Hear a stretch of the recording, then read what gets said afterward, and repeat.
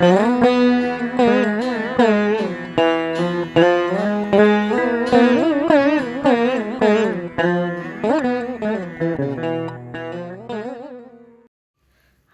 கோடி அன்புகள். ஆத்ம காயத்ரி நோன்பு தொகுப்பின் உள்ளடக்கங்கள்.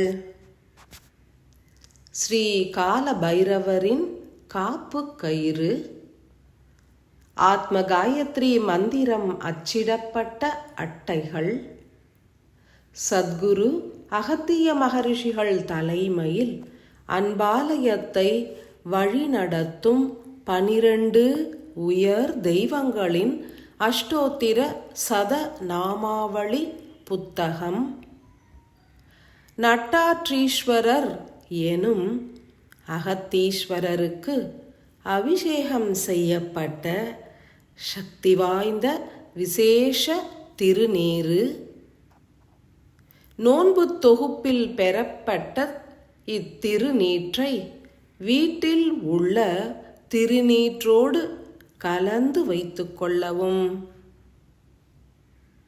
ஆத்ம காயத்ரி நோன்பு எத்தனை தினங்கள் மேற்கொள்ள வேண்டும்?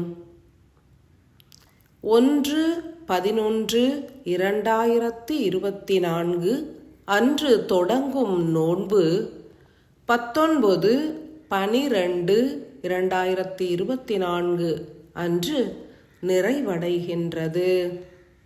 ஒருவர் இந்த 2 தேதிகளுக்கு நடுவே எந்த ஒரு தினத்திலும் நோன்பினை ஆரம்பிக்கலாம். ஆனால் நோன்பு நிறைவடையும் நாள் சத்குரு அகத்திய மகரிஷிகளின் குரு பூஜை தினமான 19/12/2024, அதாவது மார்கழி ஆயில்யம் மட்டுமே.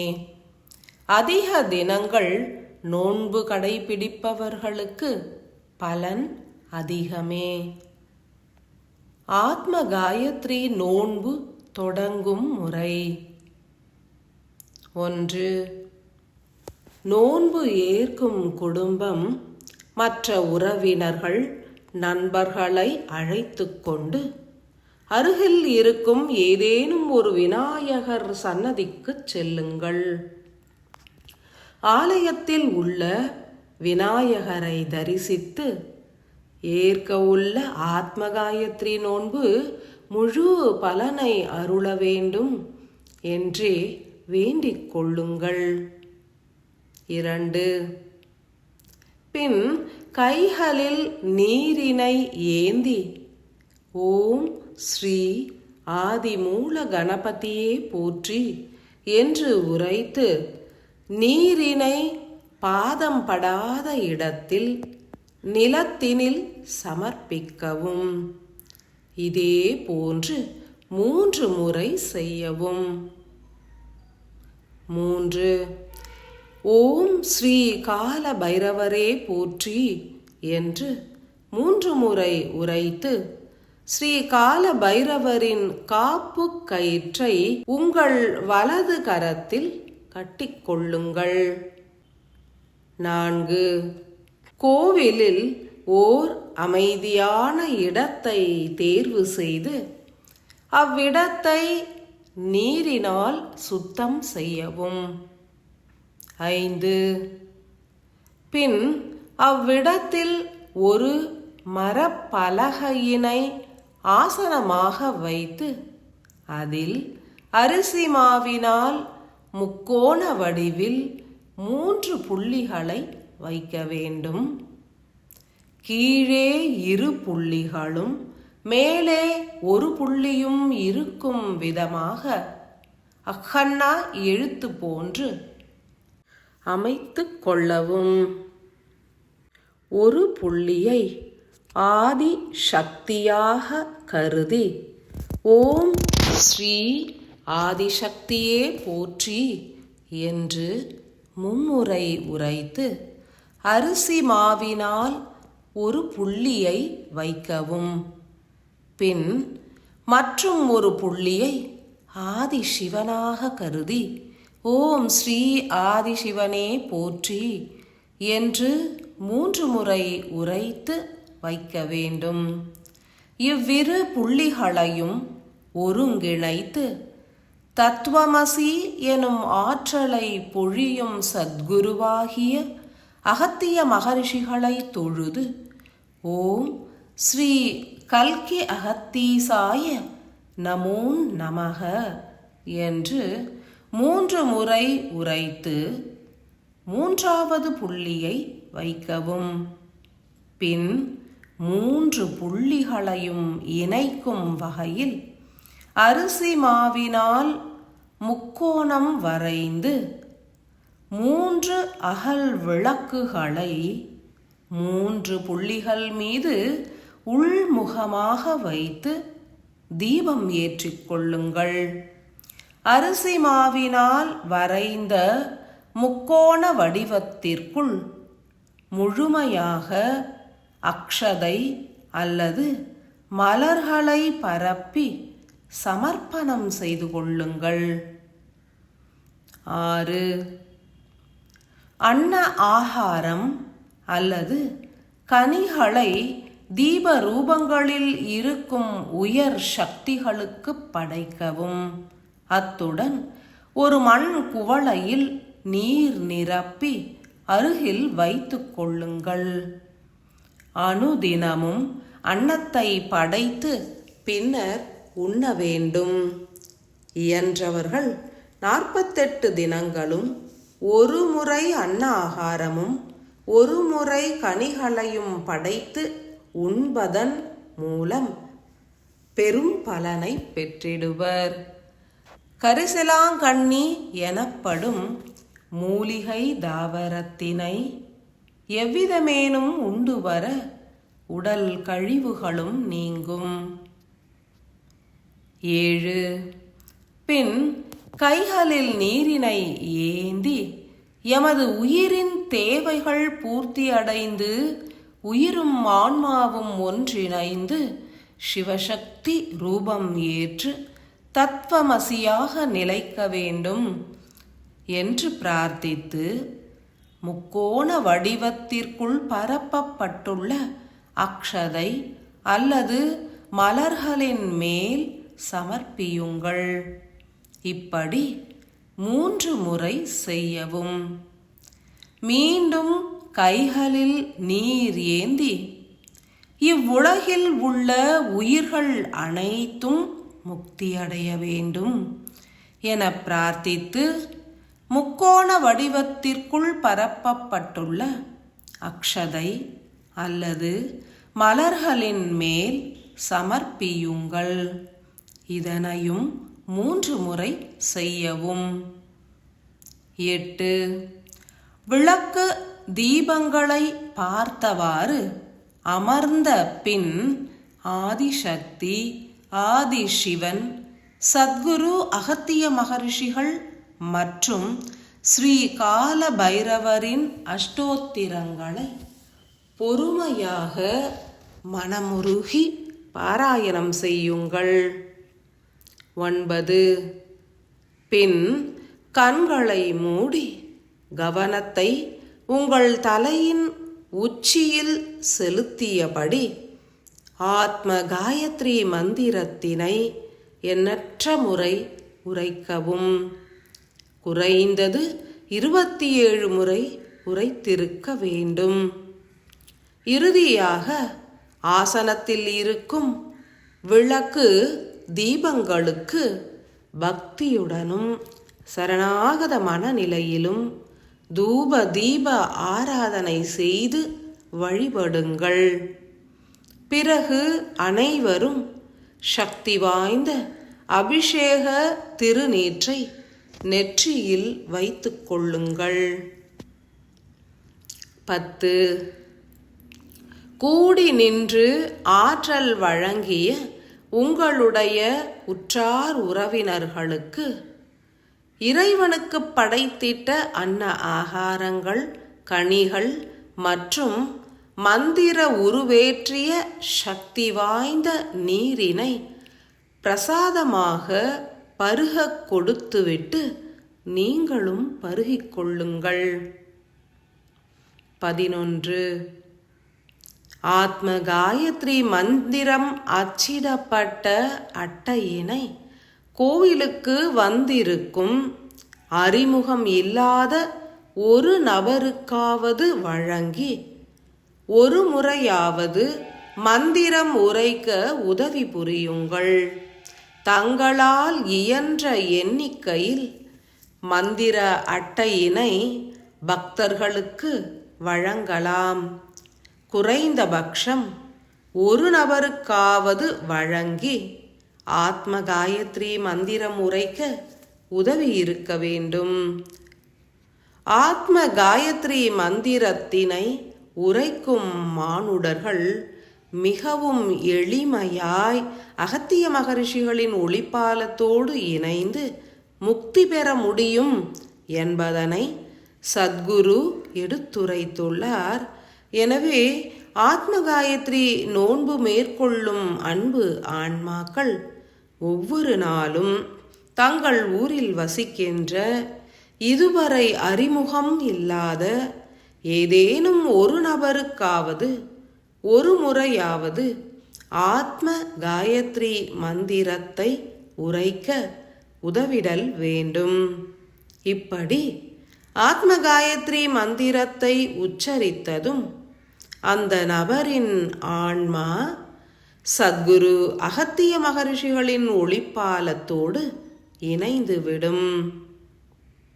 பின்னர் அனைத்து பொருட்களையும் எடுத்துக்கொண்டு நீங்கள் வீடு திரும்பலாம். நோன்பினை அவரவர் இல்லத்தில் தொடர்ந்து செய்யும் முறை. குடும்ப உறுப்பினர்கள் அனைவரும் ஒன்று சேர்ந்து அமர்ந்து கொள்ளுங்கள்.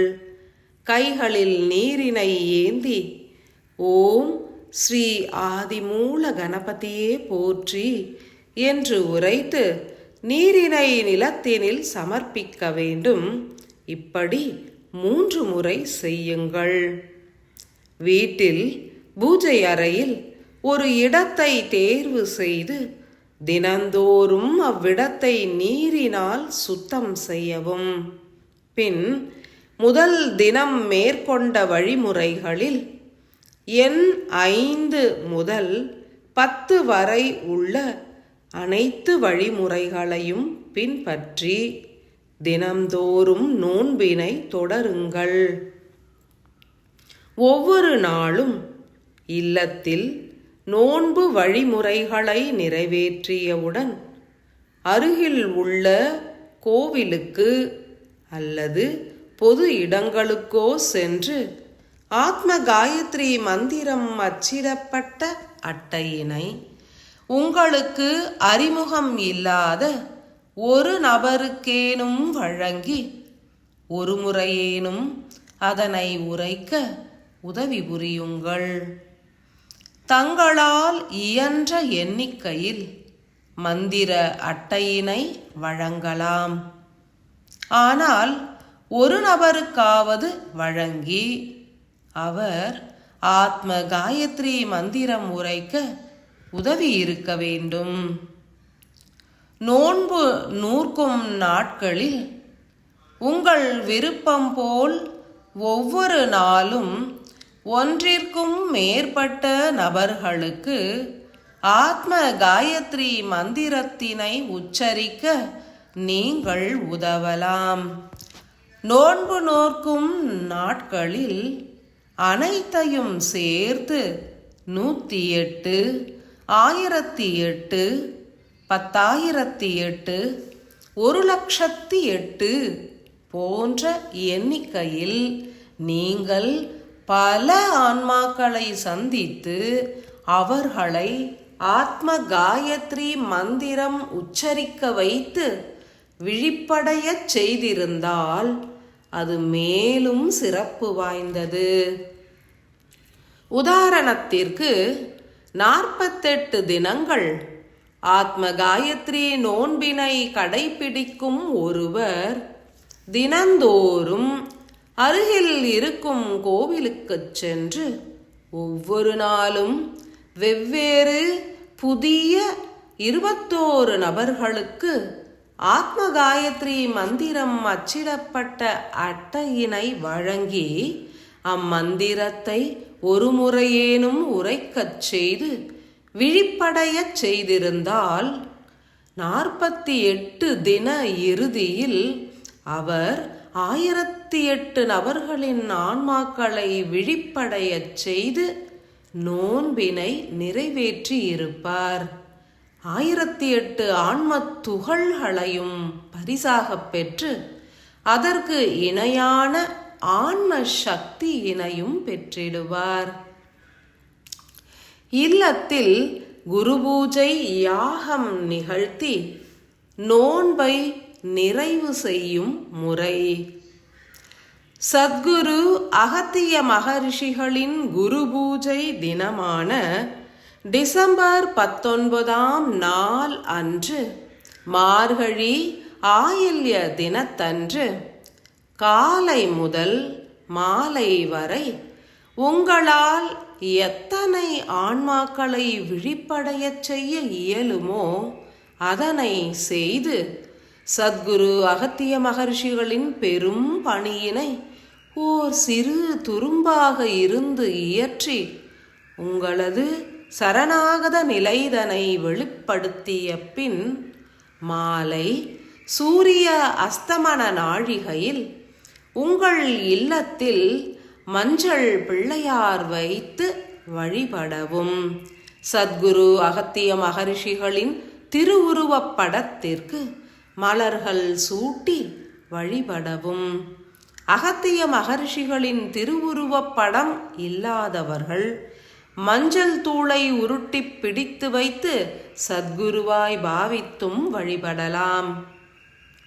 பின் தினந்தோறும் மேற்கொண்ட வழிமுறைகளில் எண் 5 முதல் 8 வரை உள்ள அனைத்து வழிமுறைகளையும் பின்பற்றி வழிபடவும்.